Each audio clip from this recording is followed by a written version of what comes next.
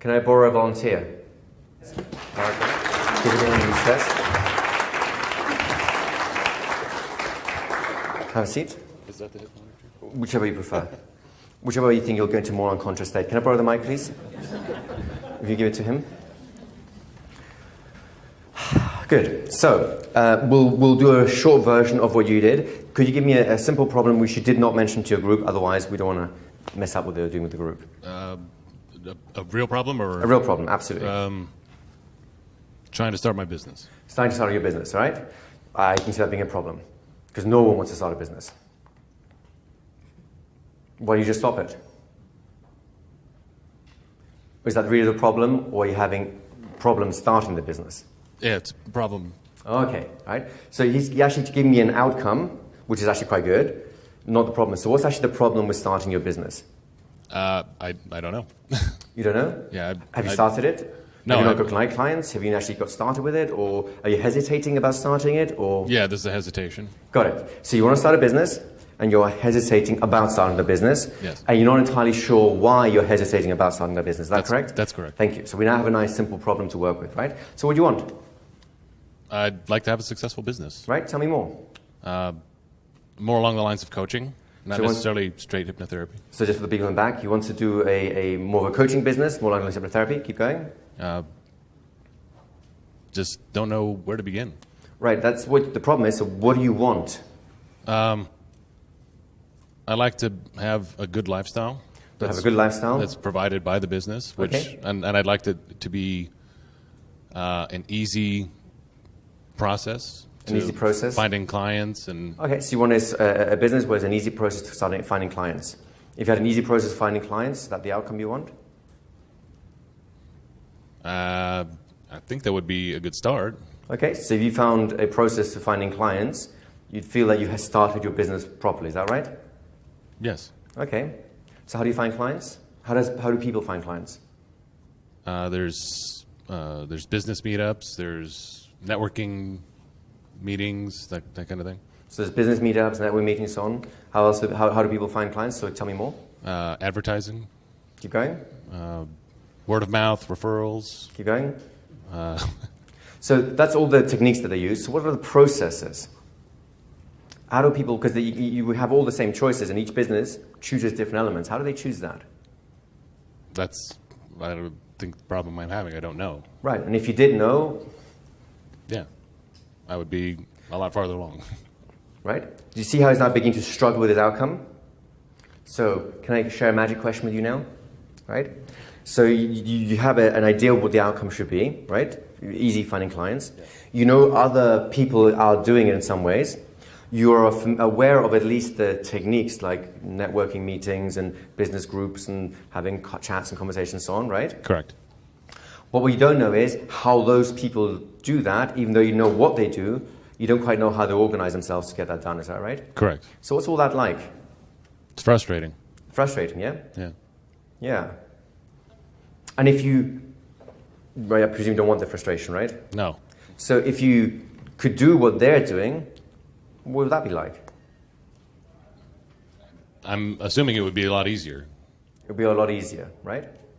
So again, notice he's still focused on the problem, right? So when things are being easy, what's that like? The immediate thing I heard was a feeling. I would feel. You would feel? Easier. You would feel easier. Whereabouts in your body? Probably in my head, because Right. that's where everything gets muddled. So it would feel easier in your head, Yeah. right? Does that have a size or a shape? My head, or the feeling. I certainly hope your head has both size and shape. It's kind of oatmeal right now, but Yeah. yeah, it would just more like it. I want to say complete, so it'd be Complete? Yeah, Keep going. there'd be a fullness inside. Okay. So what kind of fullness is that fullness? Are you looking for a quality or just a? What kind of fullness does that seem to be to you? I don't know. I can't imagine that. You can't imagine that yet, right? Yeah. Yeah. Right? So you see, starts thinking to need some metaphors here, right? So if someone could have that sense of completeness and fullness. Would you recognize that?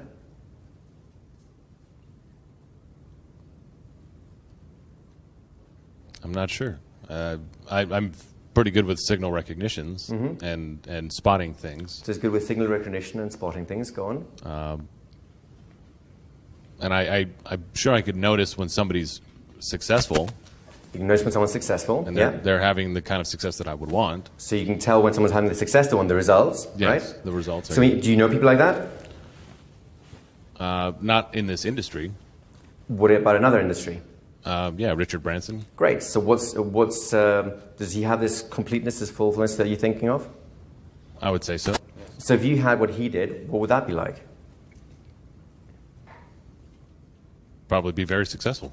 Yeah. What would that be like for you, though? Yeah, it's a good question. To ease it a little bit, if you thought a different context or situation that would feel the same but is totally different, what would that be? Different contexts other than business? Absolutely, exactly. Totally different context other than business. It could be different objects, it doesn't have to be to people, but something that to you feels the same way as this does, only has nothing to do with business.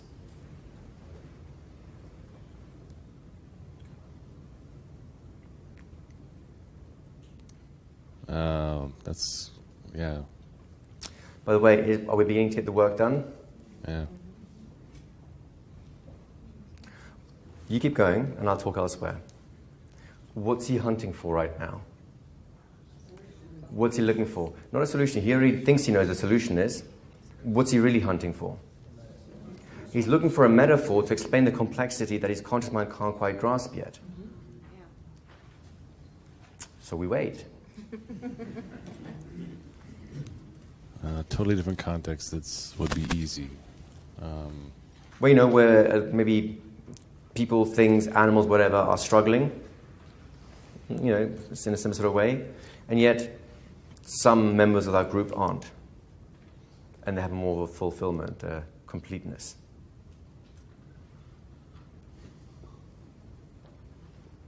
By the way, right now he's also starting to solve the problem, because the part of the problem is, do you see where was his attention cycling before? His attention kept cycling back into the problem. Every time we tried to get out of it, it looped really elegantly back into it, right? Which tells us he's practiced this problem a lot, right? He's been a very diligent at practicing that. Yes, very briefly as he's thinking. He almost looks like he's looking now for the problem. It looks like he's looking for a problem now. Well, he is, because he's got to compare contrast. He's got to find a context that feels like the problem, so he can find a context that mirrors the solution. Because the solution is there, and now he's looking for a problem to match that. Exactly. So he's doing all the work for us, right? He's connecting problem world with outcome world. And I get to just sit here. It's a hard question, isn't it? Yeah. But really think about it. What is that like? What does it feel like? Just at the top of your head, what comes to mind? It could be an image, it could be a memory, it could be a situation, something you heard, something you read. The thing that came to mind was playing as a child. So the thing that came to mind was playing as a child.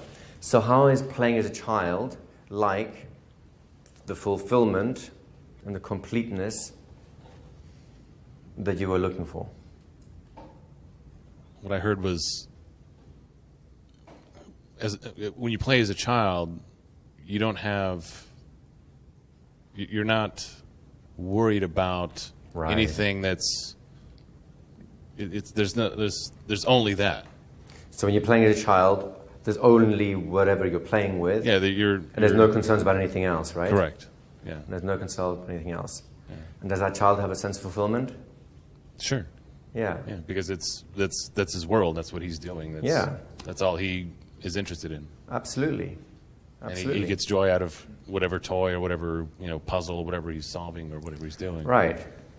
So if a child entered the room and it was just all these toys everywhere, just filled with toys, they might have that sort of overload. It's like, where do I go? What do I play? And if these are all new toys, he has no idea how to play with them, because he's not seen them before. He's not been taught how to play with them before. He doesn't know what the games are. I wonder what a child like that would do. Would he get caught up in worrying about which one to do? Would he breeze around and say, what's there, what's available, pick one thing up and go, this is interesting, and put it down and look at some other things? Or would a real child go in and go, this is amazing, and then grab one thing and grab another thing and another thing and puts them right in front of him and starts playing and just having fun with what's right there? And then he gets enjoyed. Now, he may not be playing with it the way that all the other children's were. He might not be playing with this the way it was designed to be played with. But as long as he's having fun, does it matter? No. Because it's doing its job, right? It's fulfilling the need. It's fulfilling the need. It's fulfilling the need. Right? What else fulfills that need? For the child? Or just in general? Yeah.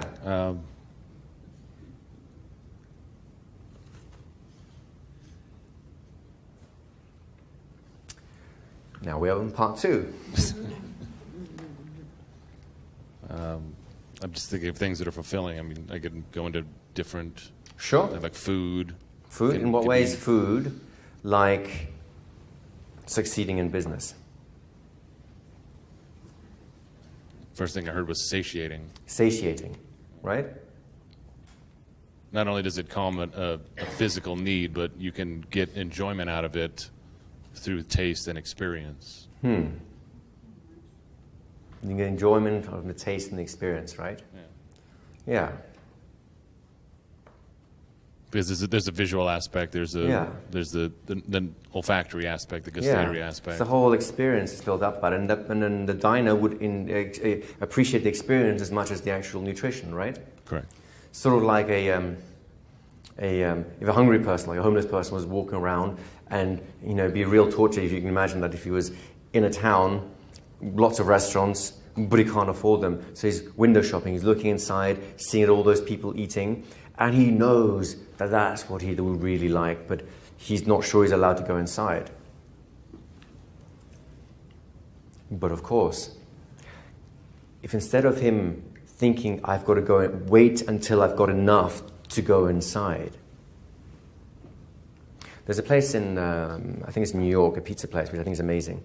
What they do is, they sell their slices for, I don't know, $1 ago, whatever, and they give you an option when you buy your pizza slice. If you want to pay an extra $1 to pay it forward, we'll put a little post-it note on the wall, and a homeless person can come inside the shop, choose one of these post-it notes with a little message, bring it to the front table and say, I'd like a pizza, please.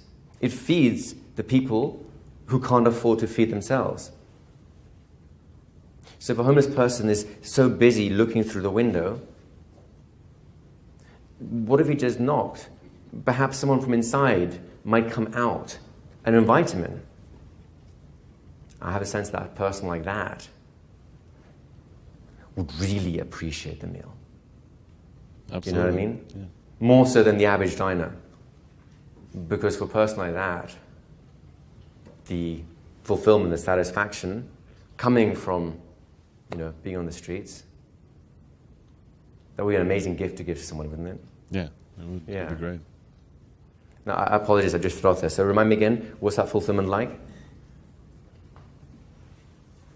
Do you see less struggle this time? Yeah. Do you see less struggle going on? Do you feel less struggle, by the way? Yeah. Right? Keep going.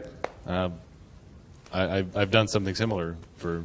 Have you? Yeah. How did that feel? It was great. So what did you do? I was in San Francisco, and we were eating Chinese food, and at the end of the meal, my friend says, hey, let's all put in, and we'll just get different little pots of things, right, and just hand them out on the way to homeless people. So Fuzzy in the back, he was in San Francisco at a Chinese restaurant with some friends. When they finished their meal, they all put some money in a pot to buy a whole selection of food, and then people take out of the restaurant and give it to the homeless, right? With napkins and utensils. Right. And how did it feel to be in a position to be able to do that? Felt really good. Yeah? Yeah. Yeah. See, I can imagine a situation where, a homeless person who has been hungry for a long time, and people exist like that, of course, And then an act of kindness made from a stranger invites them inside. And when they go inside the restaurant, then of course get fed and they have that sense of fulfillment. But of course, there's always that fear, will this happen? Is this a one-off or can I do it again? And what I really love is hearing the success stories of people who've been there. Then they begin to turn their life around. That little act of kindness gives them enough faith in themselves that they do something. They maybe have the courage to ask for a job or have the courage to say, well, can I do something back for you for this gift you gave me? And somehow the synergy develops. Can you imagine someone who came from there, how they would act once they had a stable income, success, could eat at any restaurant they wanted to? What do you think the chances are they do what you did? Great. They'd be high, right? Yeah, a lot of benevolence. Will it be fulfilling? Absolutely. Yeah. Now, I'm going to apologize to you because I really don't know how to fix the problem you have. But I have a sense that you have... I have a sense that you have some ideas, don't you? Yeah. Do they feel good? Yeah. Fulfilling? Absolutely. Starting to be complete? Yes. Yeah. But here's the crazy part. You have no idea how to get a client, do you? Right? Right. Except, you've been to a number of cities, right? Yes. Have you been to nature, like a wild park, something like that? Yes. And you, of course, realize somewhere intellectually in the back of your mind that the cities, the cars, all the skyscrapers, all the wonderful architecture, all the rest of it, is built upon a place that once looked like the wilderness. Correct. Who did that? Depends on your philosophical... What's yours? I think it's over time and space. The Big Bang Theory created things coalesced and... So who created the actual cities? Oh, the cities were created by man. Right. How? Did Neanderthal wake up one morning and said, I'm bored of fire. Caves suck. There's no air conditioning. I want a condo. Near the beach. Is that what happened? No, over time, I think we, as a species, realized that we could use our internal knowledge to, there's always somebody that says, what would this be? Tell me more about that. It's like how do you know that something's poisonous? One person had to do it first. Yeah. And how do you know something is good to eat? Somebody had to do it. Yeah. So did the other people and say, hey. Somebody had to go first, right? Yeah. And probably more than somebody, so there's a number of people, and then once enough people had it, then they can pass it on to the next generation, right? Correct. And then what happens? Societies get built. How? Agriculture comes into What play. is the fundamental theme that runs through all of that?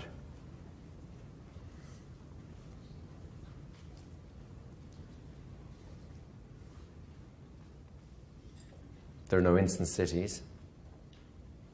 And for some caveman who was thinking of, what if we could stack caves on top of each other? That's a crazy dream. What's he lacking? The first steps. Yeah, he needs to be able to solve problems along the way, right?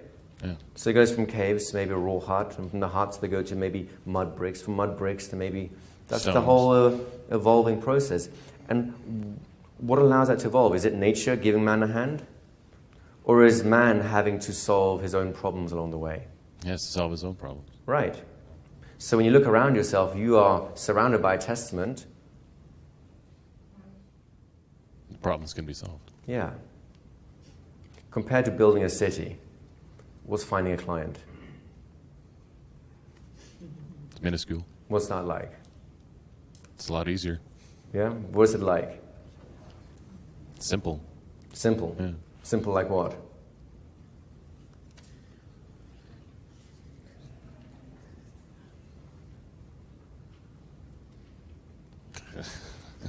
Yeah. Like that. Simple like what? Yeah,